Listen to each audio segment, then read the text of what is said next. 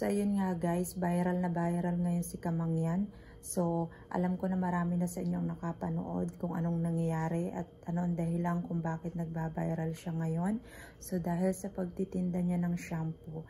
And kumakalat talaga yung mga video. Ang daming nag-share. Ang bibilis, lalo na yung mga manyakol dyan na nakapag-screen record and na-share agad. Ang masasabi ko lang guys, kung alam nyong hindi na maganda yung nangyari dun sa tao, huwag nyo nang ipahiya, huwag nyo nang ikalat yung video. Bilang kapwa Pilipino natin, alam nyo, hindi ninyo alam kung ano yung impact niyan sa mental health ng tao na yan and dun sa family niyan. Kaya bilang kapwa Pilipino natin, bilang may mga kapatid kayo, may mga magulang kayo, may mga nanay, so stop sharing the video, stop posting para hindi na kumalat.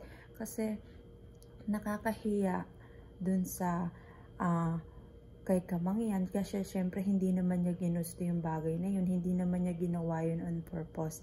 Maawa na lang din kayo sa kanya and hindi nyo ba naiisip na mai-stress siya, madidepress siya dun sa nangyari na yun. Na-delete na nga, tapos naikalat pa. Sobra talagang bilis ngayon guys sa social media. Isang pagkakamali mo lang at talagang kalat agad. So, ang masasabi ko lang guys, wag na ninyong i-share. Lalo na din sa mga manyakis dyan. Alam niyo hindi na nga maganda yung nangyari dun sa tao. Pag ang kalat nyo pa ng video. So, please lang, wag nyo nang i-share kasi hindi nakakatuwa. Nakakaawa din yung tao. So, stop spreading the video guys.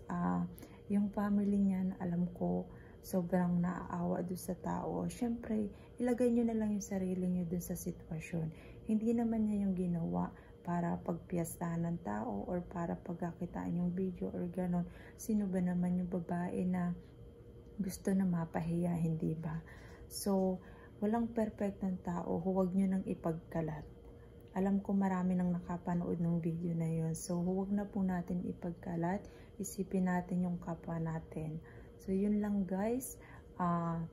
And maging aral na rin sana yun sa lahat sa atin na next time mag-ingat tayo sa mga bagay-bagay, especially kapag naka-live tayo.